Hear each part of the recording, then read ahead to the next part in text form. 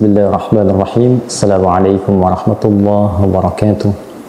Alhamdulillah wassalatu wassalamu ala Rasulillah Sayyidina Muhammad ibn Abdullah wa ala alihi wa sahbihi wa man walah wa ba'd. Saudara-saudariku sebangsa setanah air dimanapun kita semua berada, semoga kita semua tanpa kecuali senantiasa berada dalam rahmat, kasih sayang terbaik, kemuliaan dan keberkahan yang diberikan, dianugerahkan langsung oleh Allah Subhanahu wa Ta'ala kepada kita semua tanpa kecuali.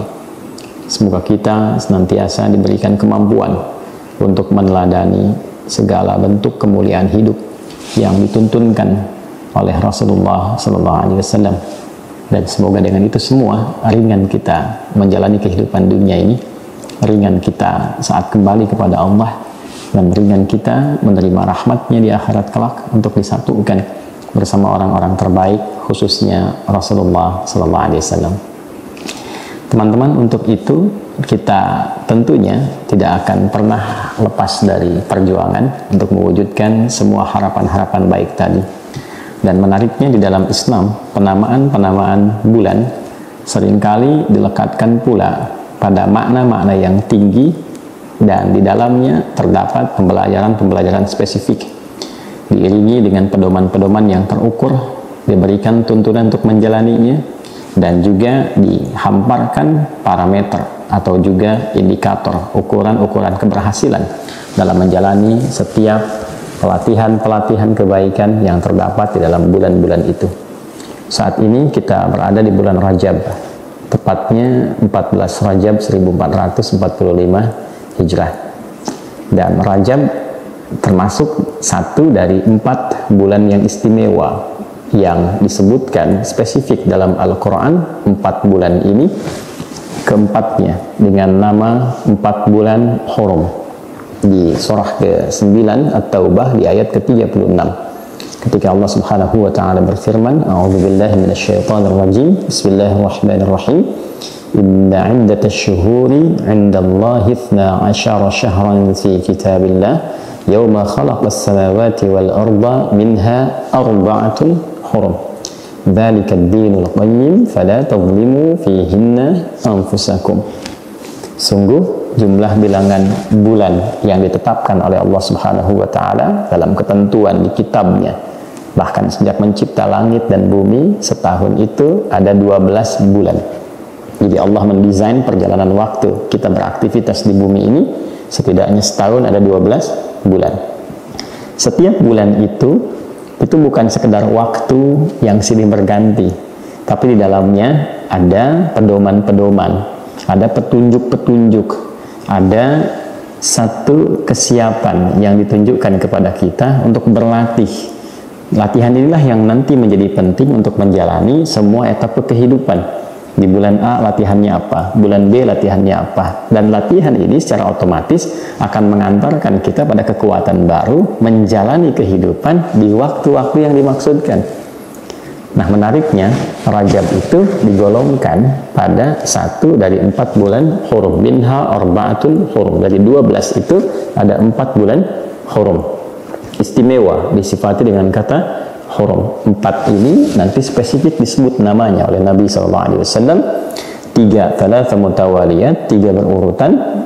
1 Dzulqa'dah bulan ke-11, 2 Dzulhijjah bulan ke-12, yang ketiga Al-Muharram bulan pertama dalam urutan penanggalan di bulan-bulan Hijriyah, kemudian yang keempat Rajabun Mudhar, ya, dan bulan Rajab ma baina Jumadah wa Sya'ban, di antara bulan Jumadah yang ke-6, Jumadal Akhirah, dan Sya'ban bulan ke-8, artinya bulan ke-7.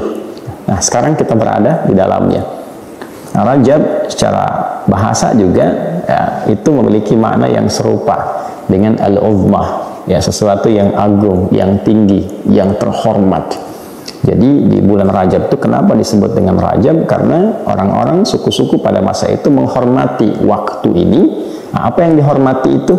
Untuk menjaga dari nilai-nilai yang tidak produktif, untuk menghadirkan kedamaian. Jadi ini bulan damai, ya, bulan damai, bulan tentram, bulan penuh toleransi, bulan penuh pengertian, bulan gencatan senjata, ya, bulan menepikan hal-hal yang negatif, Kemudian bulan evaluasi diri, bulan untuk menampilkan kehormatan kita sebagai hamba, yaitu hamba Allah. Allah Tuhan yang sangat mulia, yang sangat suci, sangat bersih, menciptakan kita dengan semua aura-aura kebaikan dan kebersihan. Quran surah 17 ayat 70. Walaqad karramna bani Adam. Dan sungguh kami telah ciptakan manusia itu dalam keadaan memiliki sifat mulia. Makanya terlahir itu bersih, baik. Kullu mauludin yuladu 'alal fitrah. Ya, terlahir dengan fitrahnya, cenderung pada kebaikan. Al-muyul ilal khair wal haq. Cenderung pada kebaikan dan kebenaran, ya. Nah, bulan ini adalah bulan latihan. Karena itu empatnya disebut dengan hurum. Ya, hurum seakar dari kata hurmah awalnya, bulan yang terhormat, hukumnya haram, ya kan? Makanya haram itu seakar dengan kata hurmah. Ya, pada asalnya bukan menunjukkan sifat terlarang, bukan, tapi sifat menjaga kehormatan. Dilarang itu supaya tidak jatuh kehormatannya. Nah, itu poinnya. Jadi kenapa ada hukum haram? Untuk menjaga kehormatan. Haram hukumnya mencela, supaya saat mencela itu nanti turunkan kehormatannya, supaya tidak turun kehormatan, dicegah. Haram hukumnya, jangan sampai kehormatan kau turun karena mencela orang lain, ya kan? Dilarang hukumnya korupsi, dilarang hukumnya menyogok, dilarang hukumnya berbuat zalim. Kenapa dilarang? Karena dengan melakukan tindakan itu dikhawatirkan kehormatan itu akan runtuh di hadapan Allah dan runtuh pula di hadapan makhluknya, ya. Nah, ini poin-poinnya. Jadi hukum haram itu secara filosofinya ketika diturunkan, hikmahnya itu untuk menjaga kehormatan kita sebagai manusia. Karena itu kalau ayatnya dikembalikan tadi ke Quran surah 17 ayat 70 itu, ya kan, diteruskan walaqad karramna bani Adam, ya kan, wa hamalnahum fil barri wal bahr wa razaqnahum minat thayyibat. Perhatikan kalimatnya. Anda boleh beraktivitas, kata Allah itu, silahkan di daratan, di lautan, karena umumnya itu yang bisa banyak kita kerjakan. Kalau di udara kan selintas saja, gitu kan? Riset ke angkasa dan lintasan pesawat dan sebagainya. Tapi umumnya beraktivitas di mana? Daratan dan lautan. Dan warzaqnahum minat thayyibat. Dan kami pun tetapkan rezekinya yang baik saja, karena ini makhluk terhormat, diciptakannya mulia. Jangan sampai mencari rezeki yang tidak mulia. Ya, kedudukan itu rezeki. Jangan sampai berusaha mendapatkan kedudukan dengan cara yang tidak tepat. Ya, karena itu dilarang, menyogok dilarang. Hati-hati tuh, hadisnya spesifik sekali. Ya, ada dua hadis yang diriwayatkan oleh dua sahabat utama. Satu Abdullah bin Amr bin As radhiyallahu taala anhuma. Yang kedua diriwayatkan oleh sahabat Abu Hurairah radhiyallahu taala anhu. Dan nanti itu di kitab-kitab hadis banyak sekali, ada di At-Tirmidzi, di Abu Daud dan kitab-kitab yang lainnya spesifik. Ya, ar-rashi wal murtashi, itu tentang persoalan penyogok dan yang disogok. Itu spesifik pembukanya sama, la'anallahu rashi wal murtashi. Allah melaknat orang yang menyogok dan yang disogok. Ketika keduanya kompak tuh, ya, yang nyogok itu berinisiatif untuk mendapatkan sesuatu, yang disogok mengambil manfaat dari sogokan itu. Kedua-duanya itu ketika terjadi dilakukan itu, kemudian komentar hadisnya sederhana dari Nabi SAW, la'anallah, Allah memberikan laknatnya. Jadi saat terjadi terlaknat itu. Ya, kenapa? Karena perbuatan itu bisa meruntuhkan kehormatan. Ya, makanya ketika seseorang terdeteksi, kemudian nampak, diketahui, ditangkap korupsi nih, karena nyuap, karena nyogok, karena macam-macam, lalu kemudian dibuka ke publik, dari mulai ditangkap, disidang, runtuhkan kehormatannya, kasihan. Bahkan bukan hanya orangnya, keluarganya yang tidak tahu apa-apa dibully, anaknya dibully di sekolah, hilang kehormatan. Nah, Allah yang maha penyayang, maha pengasih tidak menginginkan itu. Ya, tidak menginginkan hal-hal demikian terjadi. Karena itulah kemudian terkadang dalam perjalanan waktu yang kita lalui, manusia itu seringkali lupa. Dan lupa itu temannya itu salah. Biasanya kalau orang sudah lupa itu besar kemungkinan potensinya melakukan kesalahan. Ya, orang tahu bahwa dusta itu salah, cuman saat berdusta dia lupa kalau itu salah. Orang tahu mencela itu salah, cuma saat mencela dia lupa kalau itu salah. Karena itu di Al-Quran lupa itu kan nasya, pasangannya akhta. Saya lupa, nasitu, kita lupa, nasina. Maka diisyaratkan di Al-Quran di Al-Baqarah ayat 286, Rabbana la tu'akhidna in nasina au akhtana. Ya Allah, mohon kami itu kalau kami lupa dan dengan lupa ini berbuat salah, mohon jangan dihukum dengan itu. Karena itu diajarkan kita untuk berevaluasi. Di ujungnya kan ditutup dengan wa'fu anna, maafkan kami ya Allah. Kalau dengan lupa itu kemudian berbuat salah, kesalahannya bahkan bisa berlipat. Karena itu kita katakan waghfir lana, ampuni kalau melahirkan dosa, warhamna kalau dosa itu demikian kotor. Kita ingin perbaiki. Nah, dalam konteks itu bulan Rajab adalah bulan latihan. Bahkan sebelum menjelang ke Ramadan tuh diberikan pemanasan dulu supaya kita berlatih. Jelas kalimatnya, jelas ayatnya, tegas mengatakan ya wala tazlimu fihinna anfusakum. Ya dzalika dinul qayyim fala tazlimu fihinna anfusakum. Maka jangan sekali-kali kalian berbuat zalim di bulan-bulan itu. Artinya apa? Kita berlatih untuk mengevaluasi diri. Sifat-sifat yang kurang baik kita tepikan, kemudian mencoba untuk menjadi lebih bersih. Ya, mengevaluasi diri, berbuat sesuatu yang baik, yang lebih dekat pada keadilan, lebih dekat pada kemuliaan, seperti namanya Rajab. Sehingga ketika yang buruk itu hilang, yang baik muncullah kemudian sifat-sifat dan aura positif kita yang mengangkat kita pada posisi yang lebih terhormat. Nah, menariknya situasi kekinian dalam konteks kebangsaan yang lebih luas, ya, kita dihadapkan pada situasi yang cukup menarik saat ini. Ya, secara dalam timbangan politik misalnya, kan, ataupun juga sosial, ataupun aspek yang lain lagi. Nah, dari aspek politik sekarang mendekati ke masa-masa menjelang pemilu. Sekarang musim-musimnya kampanye. Hati-hati, sekarang bulan Rajab. Jadi jangan sampai juga sembarangan. Ya, paslon-paslon, kemudian juga kan nanti ada selain pilpres ada pileg, calon-calon legislatif. Hati-hati, sekarang bulan Rajab. Ya, ada komentar dari sahabat mulia Ibnu Abbas radhiyallahu taala anhuma, jika seseorang sengaja melanggar kehormatan bulan Hurum, kalau dalam konteks sekarang bulan Rajab saat ini, dengan melakukan tindakan yang negatif, ya, tindakan kriminal, tindakan-tindakan yang buruk, maka beliau berkomentar itu dosanya bisa 2 kali lipat dibandingkan hari biasa. Ya, karena sekarang momentumnya Allah hadirkan untuk berlatih, dilarang maksiat, dia sengaja maksiat. Maka komentar Ibnu Abbas, orang yang sengaja menodai bulan-bulan Hurum, sekarang misalnya bulan Rajab di dalamnya, menodai kehormatan bulan Rajab dengan sengaja berbuat maksiat, maka dosanya 2 kali lipat. Ya, hati-hati, karena itu bagi umat Islam khususnya. Ya, kita silahkan berikhtiar sebaik-baiknya. Yang ingin jadi anggota legislatif, ikhtiar yang baik. Ya, yang ingin jadi misalnya di presiden, wakil presiden, silahkan ikhtiar, timnya ikhtiar. Tapi gunakan cara-cara yang benar, gunakan cara-cara yang baik, karena pada akhirnya Allah yang akan menetapkan itu semua. Dan jangan sampai kita berusaha untuk mendapatkan sesuatu dalam konteks dunia dengan cara yang buruk. Problem terbesarnya adalah belum tentu itu kita dapatkan, sudah tidak diraih, tapi terancam dengan laknat Allah Subhanahu wa taala. Terancam dengan ya akhirat yang pasti kita akan datangi. Dunia itu kan pasti bagaimanapun diraih akan ditinggalkan. Jadi kedudukan dapat besar, harta dapat banyak, ilmu dapat luas, semua itu akan ditinggalkan. Dan setelah wafat, semua orang punya harapan yang sama, disayang oleh Allah. Disayang itu artinya almarhum bahasa Arabnya. Karena itu di nisan-nisan kan selalu dituliskan almarhum, almarhum, almarhum, disayang. Bagaimana bisa ditulis disayang sementara hidupnya penuh dengan maksiat? Nyogok kok pengen disayang, nyuap kok pengen disayang, gitu kan?